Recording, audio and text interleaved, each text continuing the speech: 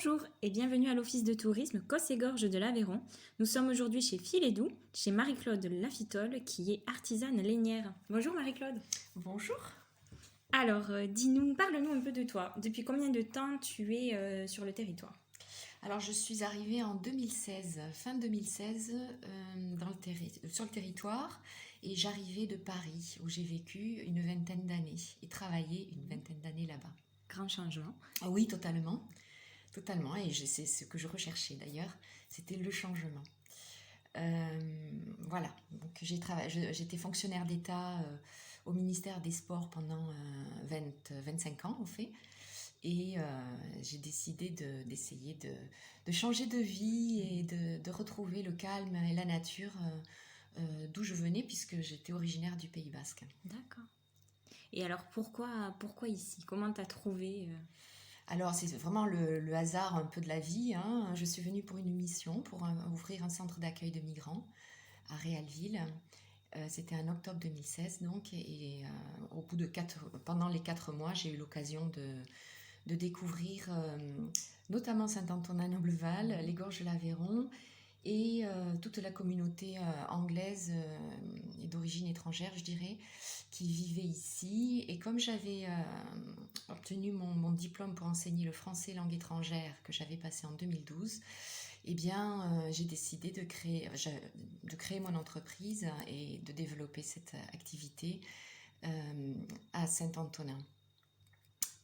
Voilà, et comme il se trouve aussi que je suis artisane de la laine et que j'ai développé cette compétence en Australie, en Nouvelle-Zélande, pendant un long voyage en 2013-2014, eh bien, j'ai décidé de développer les deux, de créer ma micro-entreprise et d'essayer de développer les deux activités ici en parallèle. Ok, tu t'es lancée. C'était une grande aventure, oui, parce que je n'avais jamais créé d'entreprise et je voulais être à l'origine de mon activité économique. Je voulais essayer de générer mes propres revenus en étant autonome, et c'était un peu comme un voyage d'ailleurs, c'était une aventure. Et alors, est-ce qu'il y a quelque chose qui t'a marqué quand tu es arrivée? Une anecdote, un paysage Ah ouais, les paysages merveilleux. Oui, quand je suis arrivée, j'ai logé à Bruniquel pendant 6 mois. Et ce que j'adorais, c'était que ma rue, elle était herbeuse, quoi. C'était de l'herbe, que je pouvais cueillir les fleurs d'acacia de la fenêtre de ma chambre, parce que j'étais dans les arbres quasiment. Et ça, c'était fabuleux. Voilà, ça, c'est vraiment quelque chose qui m'a marqué. Est-ce que tu aurais un lieu favori sur le secteur? Un petit coup de cœur, une activité, un resto, un marché, quelque chose? Alors, oui, lieu coup de cœur, je dirais, ce sont les ruisseaux, les torrents clairs, les résurgences, comme on peut trouver à la Gourgue par exemple, qui donnent des eaux extrêmement claires, les vieilles pierres qu'il y a tout le long souvent.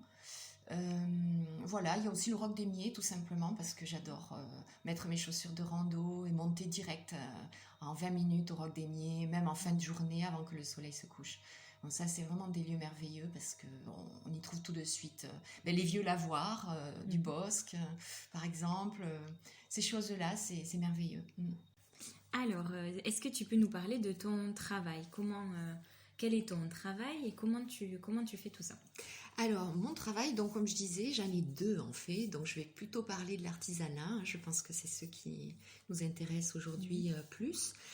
En fait, ma spécificité, c'est que je fais la transformation des toisons de moutons et d'alpagas de A à Z, c'est-à-dire vraiment de la toison brute que je vais parfois récupérer sur les chantiers de tonte auprès des éleveurs, et avec des personnes qui m'aident, des gentils bénévoles qui m'aident, des amis, parce que c'est beaucoup de travail de récupérer ces toisons.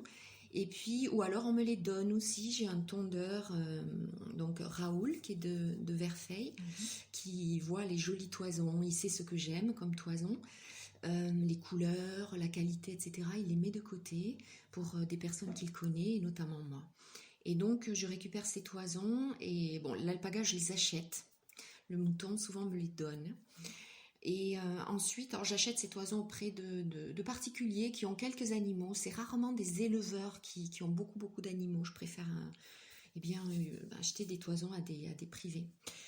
Donc tu pars du produit vraiment brut. Ah oui, je pars de la toison brute avec tout ce qu'il y a dedans, c'est-à-dire les saletés, la paille, les déjections, enfin tout.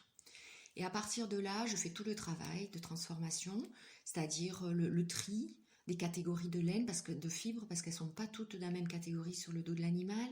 Et moi, j'essaye de prendre les plus fines dans les catégories 1 pour pouvoir faire les fils les plus doux, parce que ça s'appelle filet doux. Oui. Voilà, c'est pas pour rien.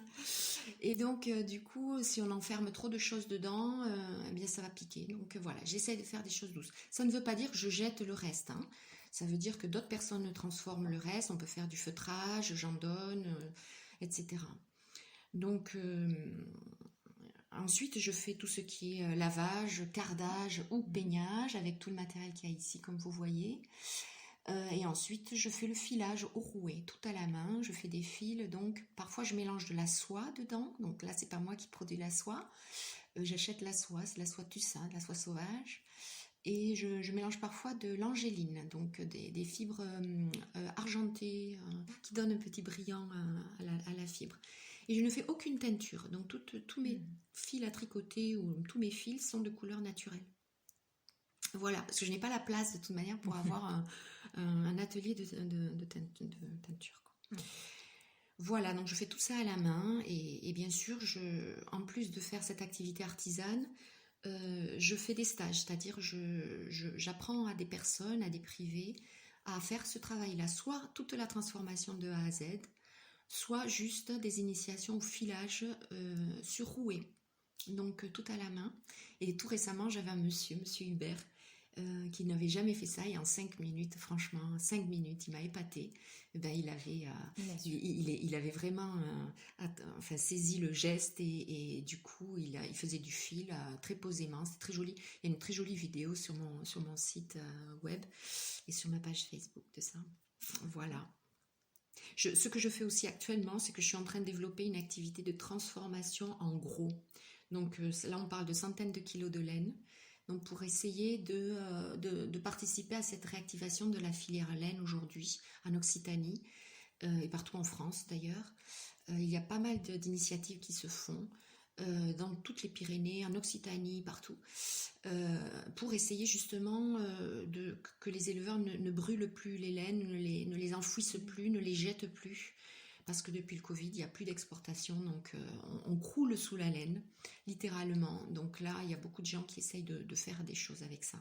Donc aujourd'hui, je suis en train de commencer, ça demande beaucoup d'investissement, notamment financier, mais aussi en temps. Et je suis en train d'essayer de produire des plaids, des chaussons en feutre, des produits que les structures industrielles qui existent encore en France, et en Occitanie, il y en a quand même si pas beaucoup, mais ils sont encore en mesure de faire.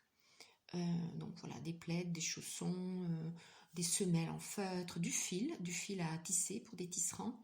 Donc ça sera des fils occitans. Voilà. Super. Ouais. Donc ça, c'est ton projet d'avenir là Ouais, j'ai déjà commencé. J'ai un lot qui est en train d'être transformé. Je vais normalement avoir des plaids en juin prochain avec de la laine, pure laine. Donc 50% laine locale, sont que des toisons locales. Hein. Et 50% de mérinos d'Arles, voilà. Donc que de la laine, très jolie normalement. Et ça, c'est une de tes convictions, d'avoir des produits les plus locaux possibles. Mais oui, bien sûr, puisqu'on a toute la ressource, elle est infinie, c'est-à-dire qu'à peine on a tondu, ça continue à pousser, hein, c'est comme les cheveux. Donc du coup, voilà, les éleveurs, ils savent plus quoi en faire. Elle leur est laissée sur les bras, ou alors il y a des collecteurs qui passent, mais qui leur prend la laine pour 0 €. L'idée, c'est de trouver un deal avec les éleveurs, quelques éleveurs qui ont des troupeaux qu'ils essaient de garder dehors, parce que les troupeaux de dehors sont plus propres que les troupeaux qui restent dedans. Et c'est vrai que le problème ici, c'est qu'on a beaucoup d'élevage intensif avec des troupeaux qui restent dedans pour la production d'agneaux. Donc c'est pas évident d'avoir des laines de très jolie qualité, mais malgré tout, on doit pouvoir arriver à faire des choses. Il y a vraiment des choses à développer sur ça ici. Donc d'un point de vue sensoriel, ton travail c'est plutôt sur le toucher que ça... Ouais, oui. Voilà. Alors, c'est très amusant parce que ouais, la laine c'est éminemment sensoriel. C'est très drôle parce que bon, les gens, je peux pas leur dire ne pas toucher quoi, parce que évidemment la laine ça se touche, hein. Et même C'est plus que dansant. toucher, quasi systématiquement les gens mettent le visage dans les écheveaux, c'est incroyable. Alors, évidemment en temps de Covid c'est pas très, mais c'est vrai que c'est un premier réflexe, c'est de venir au Oui, contact. C'est vraiment un truc d'enfant, je c'est vrai. pense, que l'on a depuis longtemps. Mm. Et est-ce que tu aurais une citation? Ben, une citation, pas vraiment de citation, j'ai par contre un motto pour moi, Ouais. c'est-à-dire quelque chose que j'ai toujours en moi depuis mon voyage en Asie, et voilà, si longtemps, c'est persévérer, toujours persévérer, voilà. Je suis Mm. indéboulonnable et il faut y aller et toujours euh, aller à fond dans les projets que je fais parce que c'est vrai que quand on part de zéro, ça demande vraiment beaucoup de ténacité. Mm. Et si les personnes qui vont écouter ce podcast veulent te trouver, où est-ce qu'on te trouve? Est-ce que tu as une liste de stages ou des rendez-vous?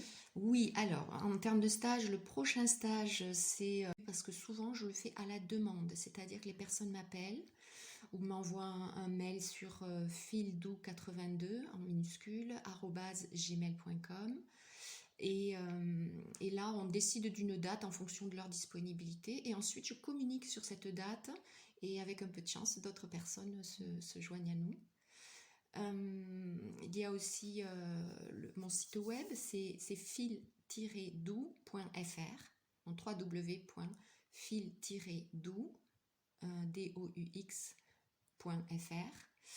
Et puis sur la page Facebook, on la trouve facilement. Je suis également sur Instagram, Fil et Doux. Une chose que je voulais dire aussi, c'est que je fais des animations pour tout public. Et récemment, j'ai fait une animation à l'EHPAD, ici à Saint-Antonin. J'ai fait 4 sessions. Et avec les personnes, les personnes âgées, on a fait tout le processus de transformation des toisons.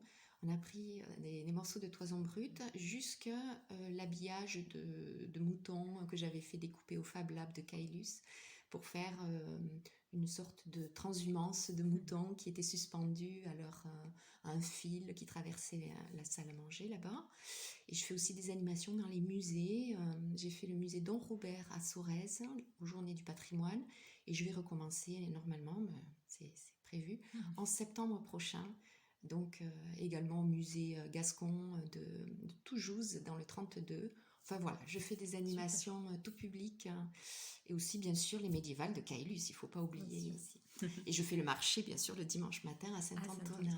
Voilà, juste en hiver seulement, hein, parce qu'après avec les beaux jours, évidemment la laine est moins intéressante pour les gens. D'accord. Et tu nous disais que tu vas jusqu'au produit fini, mais alors est-ce que tu fais du tricot aussi? Oui, ben, j'ai finalement commencé à tricoter parce que les personnes me demandaient si je tricotais pas parce qu'elle ne tricote pas et voilà. Donc du coup, j'ai commencé à faire des bonnets et puis là, j'ai fait une ou deux paires de mitaines. Voilà, mais c'est vraiment, ça prend tellement de temps à faire que je dis que c'est pas tellement intéressant économiquement. Mais bon, c'est joli, ça donne des très jolies choses, assez simples, bien sûr. Et voilà, donc ça peut se trouver sur mon site web, on peut les voir, et également au marché, tant que j'y suis, c'est-à-dire jusqu'à peut-être début mars, mais fin février, c'est sûr. Eh bien, en tout cas, merci beaucoup pour ton accueil et à bientôt pour de nouvelles aventures singulières. Merci, au revoir.